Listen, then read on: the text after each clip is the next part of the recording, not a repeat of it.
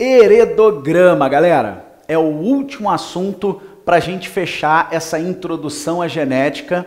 A gente vai utilizar muito heredograma também. Os vestibulares cobram muito, né? Os vestibulares, inclusive, eles utilizam um heredograma para que você possa, no contexto da sua questão, extrair informações que serão importantes. Então, presta atenção no seguinte. Eu tenho certeza que todo mundo já construiu uma árvore genealógica. E heredograma e genealogia é a mesma coisa. Quando você era bem pequenininho, que a tia pediu para você, lá na educação infantil, construir uma árvore genealógica, e ali você colocava o nome do papai, o nome da mamãe, o nome do irmãozinho, ia conectando todo mundo, né? Mostrando quem era o pai, quem era a mãe, quem era o tio, quem era a avó, quem era o avô. Não era assim? Isso era uma árvore. Você construía ali uma árvore genealógica e é exatamente isso que a gente vai fazer aqui, só que nós vamos utilizar algumas regrinhas. Tem algumas regrinhas, alguns símbolos que a gente não pode deixar de usar, tá? Isso torna o conceito de heredograma, dentro do meu aspecto gênico, universal. Então eu percebo que, por exemplo, o sexo masculino é sempre representado assim, olha, por um quadradinho. Assim como o sexo feminino é sempre um círculo, tá lá. Tá, mas eu posso pegar uma questão que ao invés de falar de seres humanos, ela pode estar falando sobre cavalos, né? Ela pode estar falando sobre coelhos? Pode. E aí você representa da mesma maneira. O quadrado vai representar os machos, sexo masculino. O círculo vai representar as fêmeas, sexo feminino. Beleza? Então, esses símbolos não se alteram. Quando você tem um sexo não identificado, galera, sexo não identificado, significa, por exemplo, olha, a mulher pode estar grávida, mas eu ainda não sei o sexo da criança, né? Isso é possível, então eu posso ter um sexo não identificado. Quando o indivíduo é afetado, agora se liga nisso daqui, porque isso aqui a gente vai usar muito. Quando o indivíduo for afetado, ou seja, quando ele manifestar a característica em estudo, tá? Dentro dos exemplos que a gente tem utilizado aqui, se o indivíduo for albino, um homem albino, cara, como que eu faço para entender no meu heredograma que aquele homem é albino? Eu vou ter que usar um quadradinho pintadinho, tá? O que na genética a gente também pode chamar de rachurado. É a mesma coisa. Então, fui lá, encontrei um quadradinho pintadinho, é que aquele homem, quadradinho, é afetado. Se não estiver pintado, como aqui em cima, significa que o indivíduo é normal. Ah, eu não sou albino. Se eu não sou albino, se eu for ser representado dentro de um heredograma, eu vou ter que fazer o meu símbolo desta maneira aqui, tá? A mesma regrinha para os machos, assim como para as fêmeas. Eu tenho aqui embaixo também uma forma de representar os gêmeos. Vejam só que eu tenho os gêmeos podendo variar entre dizigóticos e monozigóticos, né, gente? Os gêmeos monozigóticos são os gêmeos idênticos. São aqueles gêmeos univitelinos, são os gêmeos fraternos, eles são iguaizinhos. E aí é claro que, se for menina aqui, tem que ser uma menina aqui. Não são gêmeos? Não são oriundos de uma única fecundação? Então, o sexo tem que ser o mesmo. Aqui em cima, em gêmeos dizigóticos, eu poderia, não é o caso aqui, mas eu tenho ali num exemplo para mostrar daqui a pouquinho, eu poderia colocar 2 meninos, ou eu poderia colocar 2 meninas, sem o menor problema. O que diferencia para mim um gêmeo dizigótico, né, gêmeos dizigóticos de gêmeos monozigóticos, é esse tracinho aqui que conecta os dois, representando para mim que eles são gêmeos idênticos, tá certo? Bom, então esses são os símbolos recorrentes aí em vestibulares. Talvez outros possam aparecer, eu até acredito que vão dentro dos nossos exercícios, mas a gente vai pontuando à medida em que eles forem aparecendo, porque esses são os principais, tá legal? Galera, eu disse para vocês bem no início da aula, eu disse assim, olha, capta a informação de heredograma, porque os vestibulares colocam um heredograma na prova, tá lá o heredograma na questão. Eu costumo dizer que quando o heredograma aparece numa questão, ele não aparece para enfeitar a questão, ele não aparece para deixar a questão bonitinha não, galera. Tem alguma coisa que eu vou utilizar dali, eu vou ter que interpretar alguma coisa. E é muito comum eu ter que identificar no heredograma se aquela característica que está sendo representada ali é uma característica dominante ou uma característica recessiva. Olha só, como assim uma característica dominante ou uma característica recessiva? Gente, lembram dos alelos? Lembram que os alelos podem ser dominantes ou podem ser recessivos? Então presta atenção no seguinte, existem características que se manifestam, tá? Diante do diante do alelo recessivo. Existem características que são recessivas. É o caso do albinismo. Albinismo é uma característica recessiva. Mas eu também tenho características dominantes, como é o caso da polidactilia. Os polidáctilos são aqueles indivíduos que nascem com 6 dedinhos, né? Nascem com 6 ou mais dedinhos, tanto nas mãos quanto nos pés. Esses indivíduos são chamados de polidáctilos, muitos dedos, né? Vários dedos.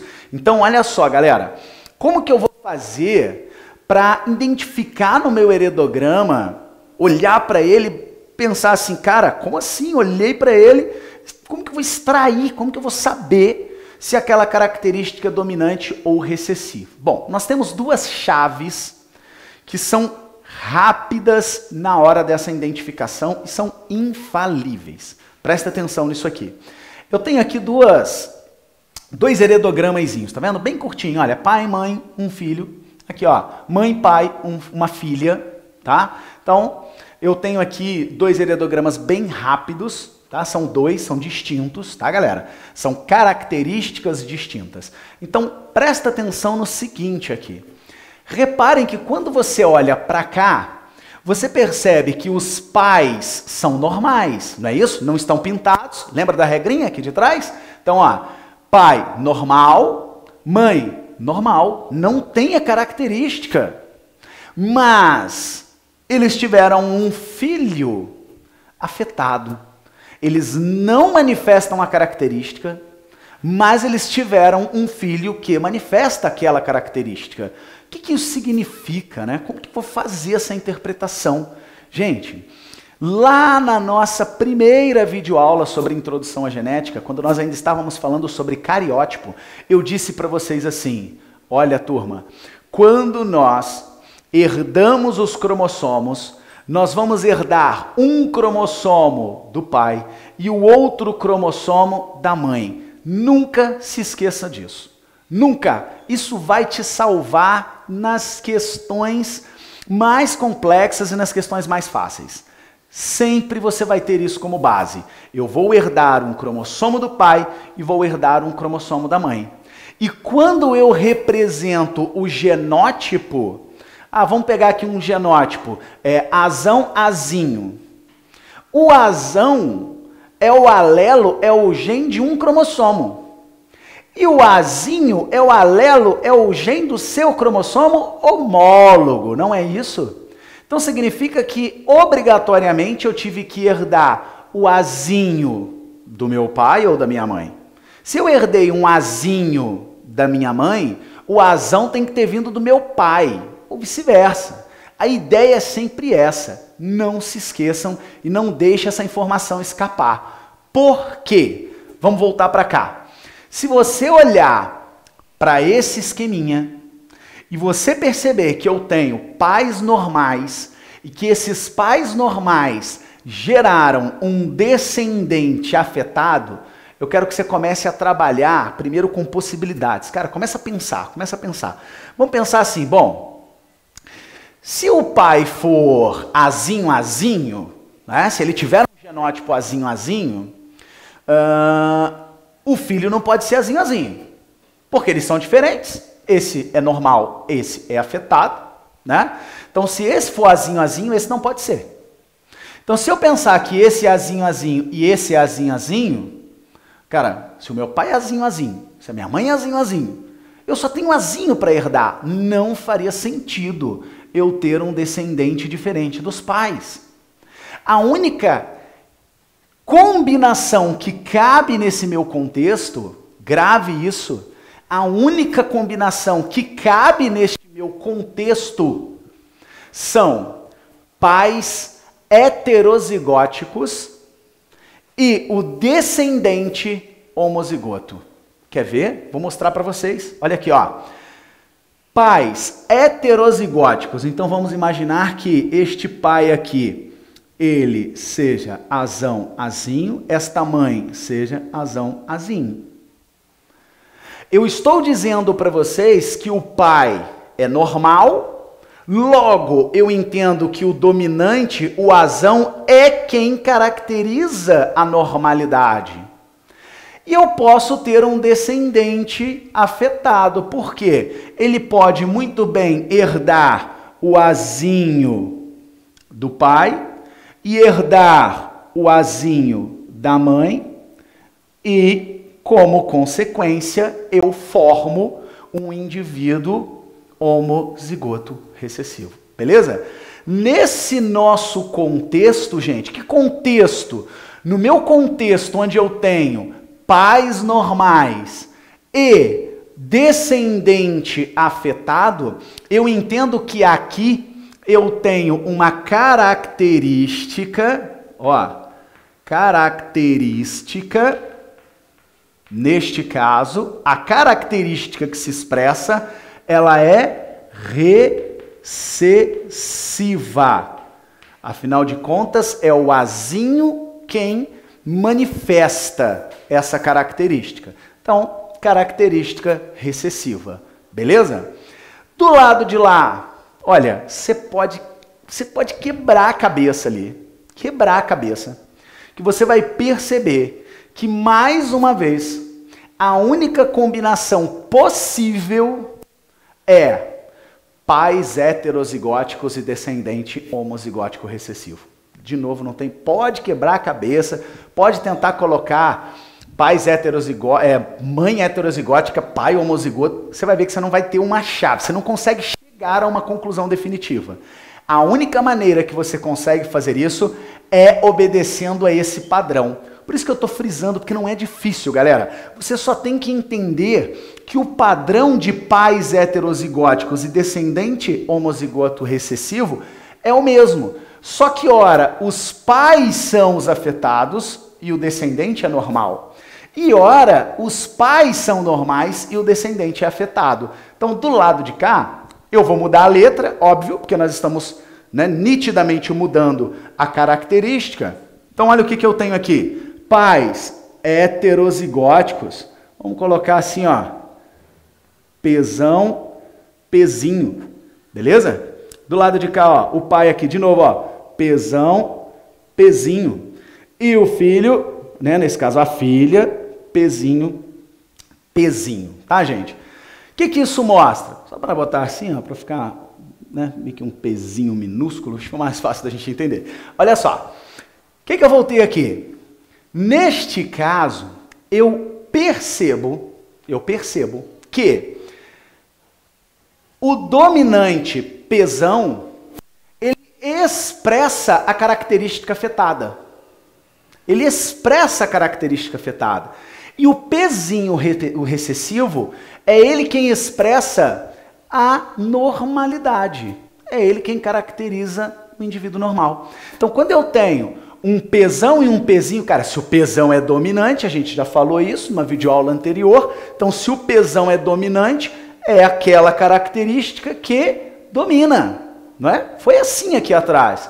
O azão é dominante, Ele expressa a normalidade. Então, azão dominante, indivíduo normal. Só que do lado de cá eu inverti, né? O dominante, né, gente? Ele caracteriza o quê? O afetado. Então, neste caso, eu passo a ter, tá? Neste meu segundo caso, eu passo a ter uma característica, característica dominante. Dentro do contexto que a gente já tinha desenhado, eu já tinha logo no início dado 2 exemplos para vocês, é como se eu pensasse, olha, aqui eu tenho um exemplo do albinismo. O albinismo é uma característica recessiva. Então é muito bem possível eu ter pais normais e um descendente albino. Assim como eu disse a vocês sobre a polidactilia. Polidactilia. Eu disse que a polidactilia é dominante. Então, eu não sou polidáctilo. Eu não nasci com 6 dedos nas mãos ou nos pés. Logo, eu sou o quê? Genotipicamente falando, eu sou pezinho. Se eu tivesse um gene dominante, eu manifestaria a característica polidactilia. Tranquilos? Bom, galera, olha só. Essas aqui são apenas 2 chaves que facilitam a nossa identificação, mas eu tenho que perceber a presença dessas chaves dentro do heredograma. E aí eu trago, para a gente fechar, 2 exemplos aqui, tá? Um exemplo 1 e um exemplo 2, onde eu, ora, tenho a representação de uma família com uma característica dominante, e, em um outro exemplo, a representação de uma família com uma característica recessiva. Como que nós vamos observar isso aqui, pessoal? Olhando para o heredograma, eu busco a chave de identificação, esta ou esta. Então, ao olhar para o heredograma, tentem encontrar essas chaves. Porque quando você bate o olho, você tem que identificar isso. Ou seja, eu tenho que identificar ali pais que sejam normais e que tiveram um filho ou uma filha afetada, que seja, ou o contrário, pais que sejam afetados e que tiveram um filho ou uma filha, no mínimo, normal. Tá certo? Então, é isso que a gente tem que buscar. Olhando para esse nosso exemplo número 1, olha o que nós temos aqui, galera. Reparem aqui, olha, pai e mãe afetada. E este casal teve 3 filhas normais. A única possibilidade disso ter acontecido é a minha regrinha, onde eu tenho o quê? Olha aqui, ó, característica dominante. Então eu já sei que no meu exemplo 1, o exemplo 1, trata-se de uma, característica dominante. Já sei que ela relaciona para mim uma característica dominante. Não é isso, pessoal? Não tem outro jeito. Ótimo. Porque eu noto que aqui a única chance disso ocorrer seria eu ter pais heterozigóticos, para só então eu ter gerado 3 descendentes homozigóticas recessivas. Tá lá. O que eu percebo com isso, gente? Eu percebo que todos os indivíduos normais dentro desse meu heredograma, todos os normais, têm que ser pezinho. Todos os indivíduos aqui dentro, tá? Normais, todos os normais, obrigatoriamente, terão que ser o quê? Pezinho. Não tem jeito, porque a única maneira do indivíduo ser normal é ele sendo homozigoto recessivo.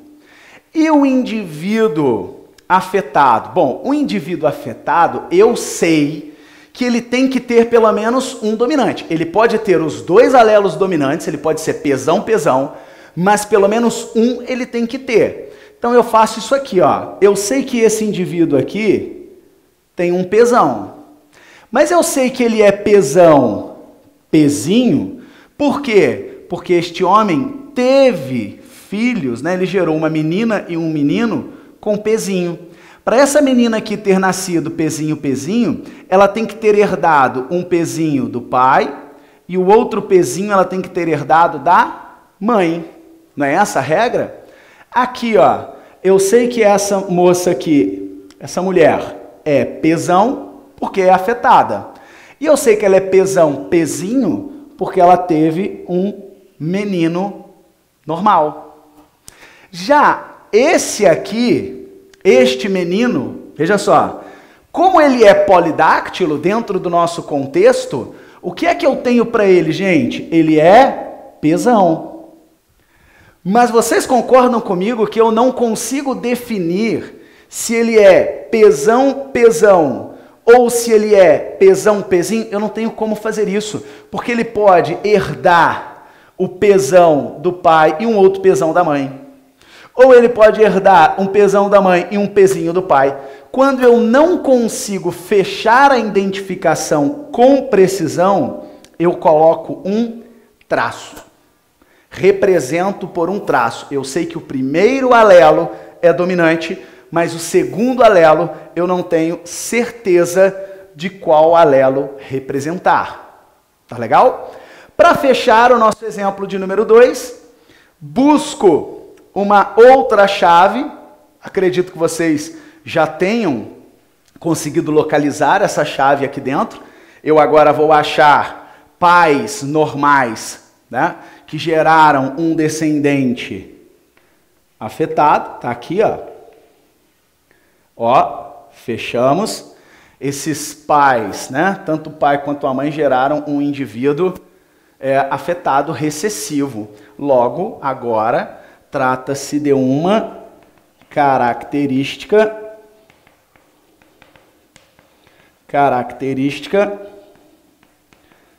recessiva. Beleza? O S ficou meio tortinho, mas tudo bem. Recessiva. Gente, mesma regrinha. Cara, se o afetado é o azinho, o que eu vou perceber agora? Eu vou perceber que aqui é azinho, aqui é azinho, aqui também é azinho. Não é isso? E que todos os indivíduos normais têm que ter pelo menos um azão, um alelo dominante. Eu sei que esse aqui tem um azão, eu sei que esse também tem, esses dois também. Só que agora eu começo a fazer a seguinte análise. Vamos lá, aquela análise que a gente fez no exemplo de número 1.